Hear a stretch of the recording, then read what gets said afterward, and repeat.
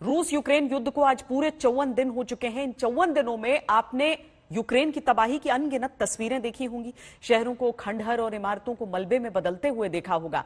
लेकिन आज पहली बार इस युद्ध में रूस पर यूक्रेन के कथित प्रहार की एक्सक्लूसिव तस्वीर सामने आई।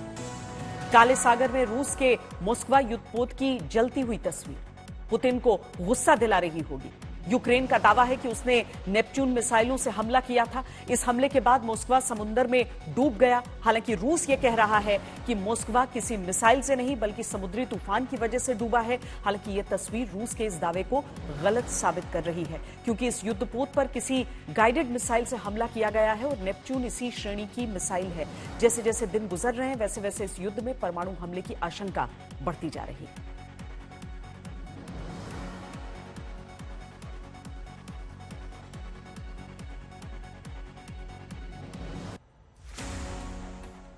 रूस के मोस्कवा के डूबने के बाद जेलेंस्की बहुत खुश और उत्साह से भरे हुए दिखाई दे रहे थे, लेकिन कुछ दिन बाद ही उनका उत्साह हताशा में बदल गया, क्योंकि मोस्कवा के बाद रूस के सरकारी मीडिया ने साफ तौर पर कहा कि तीसरा विश्व युद्ध शुरू हो चुका है। जाहिर है इस बात से भी यूक्रेन पर परमाणु हमले की आशंका बढ़ जाती है। जेलेंस्की के पास कोई विकल्प नहीं है। सरेंडर वो करना नहीं चाहते और वो जीत सकते नहीं। ऐसे में वो दुनिया को पुतिन के परमाणु इरादों के प्रति खबरदार कर रहे हैं। जेलेंस्की ने दुनिया को यह डर दिखाया है कि पुतिन कभी भी परमाणु बटन दबा सकते हैं। आजकल पुतिन जिस तरह अपना परमाणु ब्रीफकेस लेकर चल रहे हैं, वो तस्वीर जेलेंस्की के लिए डिप्रेशन की वजह बनी हुई।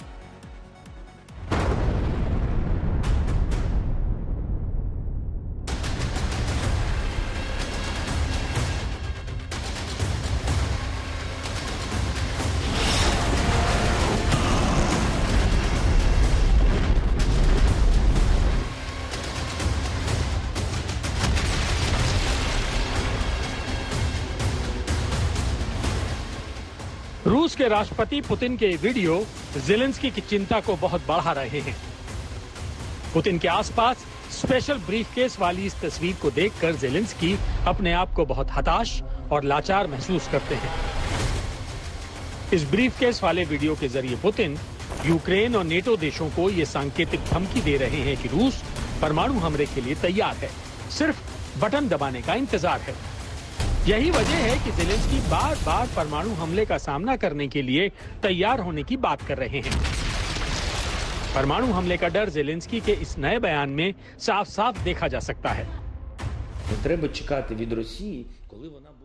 इस बात का इंतजार करने का कोई मतलब नहीं है कि वो परमाणु हथियार का इस्तेमाल कब करेगा। दुनिया को इसके लिए कई तरीकों से तैयार रहने की जरूरत है।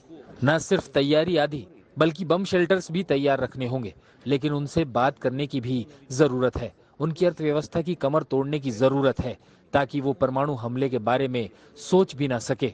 वो किसी भी हथियार का इस्तेमाल कर सकते हैं, मुझे पक्का यकीन है। कोई भी हथियार, और आप उन पर भरोसा नहीं कर सकते। बोरिस जॉनसन ब्रिटेनिया। मोस्कवा के डूबने के बाद जेलेंस्की को परमाणु हमले का डर लग रहा है और पिछले कुछ दिनों से जिस तरह पुतिन अपने न्यूक्लियर ब्रीफकेस का सार्वजनिक प्रदर्शन कर रहे हैं, उससे यूक्रेन की चिंता और ज्यादा बढ़ गई है। कुछ दिनों पहले पुतिन मॉस्को में एक अंतिम संस्कार में शामिल होने कैथेड्रल पहुंचे।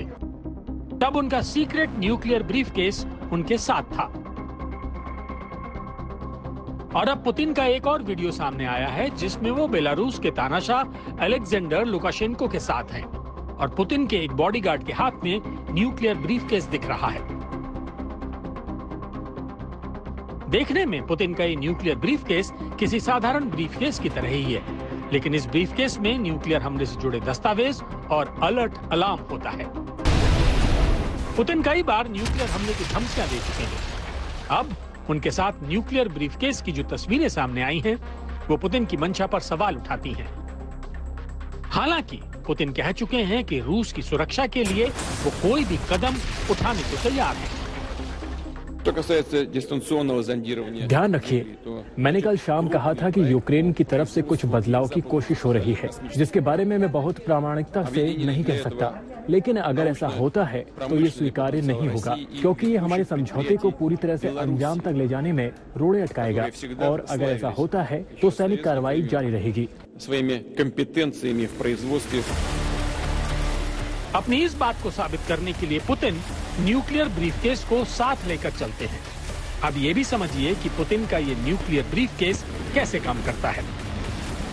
रूसी भाषा में पुतिन के इस न्यूक्लियर ब्रीफकेस को चेगेट कहा जाता है, जो 1983 से इस्तेमाल हो रहा है। ये ब्रीफकेस एक स्पेशल कोड के जरिए खुलता है और ये कोड क्या है, ये सिर्फ पुतिन को पता रहता है। इस ब्रीफकेस में लाल और सफेद दोनों ही बटन होते हैं, लेकिन हमले का आदेश देने के लिए लाल नहीं बल्कि सफेद बटन दबाना होता है। इन बटनों का इस्तेमाल करके पुतिन कहीं से भी किसी भी वक्त न्यूक्लियर हमले का आदेश दे सकते हैं। रूस के पास इस तरह के 3 ब्रीफकेस हैं, एक राष्ट्रपति के पास, दूसरा रक्षा मंत्री के पास और तीसरा आर्मी चीफ के पास। लेकिन न्यूक्लियर हमले का ऑर्डर देने का अधिकार सिर्फ राष्ट्रपति पुतिन के पास होता है। इस ब्रीफकेस के जरिए रूस के 6000 से ज्यादा परमाणु बमों को कंट्रोल किया जाता है, इसलिए इसे कड़ी सुरक्षा में रखा जाता है। युद्ध लंबा खिंचने, अपनी सैन्य शक्ति के नुकसान और मॉस्को युद्धपोत के डूबने से रूस भी थोड़ा हताश है। उसे जोश के लिए न्यूक्लियर एनर्जी ही अंतिम रास्ता दिखता है। रूस बार बार यूक्रेन पर परमाणु हमले की धमकी दे रहा है। इसका दूसरा पहलू ये भी है कि युद्ध के 54 दिन गुजर जाने के बाद भी रूस का कीव पर कब्जा नहीं हो पाया है।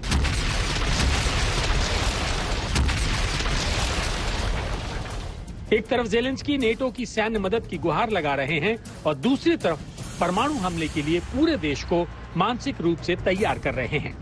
लेकिन यूक्रेन के ताजा हालात ये हैं कि रूस के हमलों में घायल हुए यूक्रेन के लोगों को ठीक से इलाज तक नहीं मिल पा रहा है। ये ज़पोरिजिया का एक अस्पताल है जहां मिसाइल हमलों में घायल लोगों का इलाज चल रहा है। ज़पोरिजिया के एक अस्पताल से हम आपको ग्राउंड रिपोर्ट दिखा रहे हैं। यहाँ पे हजारों पेशेंट्स रोज आते हैं जो युद्ध में घायल हुए हैं। किसी को मिसाइल लगी है, किसी को गोली लगी है, किसी को कोई मलबे में दबा हुआ था। अब कमरे नंबर 10 की आपको हम कहानी सुनाते हैं। ये कहानी बेहद भयावह है। हमने अनुमति ली है जो यहाँ पे घायल है उनसे बात करने की। ये है लेसा और ये है वीटा। लेसा और वीटा की कहानी बेहद खौफनाक और दर्दनाक है। लेसा जो है वो आई है होले पोले से और उनकी कितनी गंभीर चोट लगी है वो आप इस बात से अंदाजा लगा सकते हैं कि ये जो पट्टी वो हटा रही है, यहाँ पे रूसी सेना उनका कहना है कि उन्होंने उनके ऊपर गोलीबारी की। पूरा यहाँ पे आप देखिए बुरी तरह से घायल है और लगातार इनका कहना है कि वो बहुत ही भयावह घड़ी थी जब उनको जो है उन पर फायरिंग हुई। दरअसल ये लोग खुले पोले में रहते हैं। यहाँ पे आप देखिए कि उनके पीठ पर गोली लगी जो आर पार हो गई और जब बमबारी हुई तो उनका घर बिल्कुल ध्वस्त हो गया। दूसरे दिन ये गई थी डॉक्यूमेंट्स, ये पासपोर्ट अपना वापस लेने के लिए। बेटा just show it to the camera. ये डॉक्यूमेंट्स अपना पासपोर्ट लेने के लिए दोनों कपल गए और जब ये वापस गए तो मलबे में इनके डॉक्यूमेंट्स दबे थे। तभी रूसी सैनिक जो इनके घर पे मौजूद थे, एक नर्स है लेसा और इनका एक छोटा सा अस्पताल भी है होले पोले में, पर उन्होंने फायरिंग की। यूक्रेन के पास अपने लोगों का इलाज करने के लिए ना तो उन्नत मेडिकल सुविधाएं हैं और ना ही युद्ध करने के लिए हथियार। ऐसे में रूस से बार बार मिल रही परमाणु हमले की धमकी से आखिर यूक्रेन खुद को कैसे बचा पाएगा, ये बड़ा सवाल है। पुतिन के संभावित परमाणु एक्शन को लेकर ज़ेलेंस्की थोड़े डिप्रेशन में दिखाई दे रहे हैं। हालांकि हर तरफ से हताश होने के बाद भी ज़ेलेंस्की ने अब तक हार नहीं मानी है। यूक्रेन से मौसमी सिंह के साथ ब्यूरो रिपोर्ट, आज तक।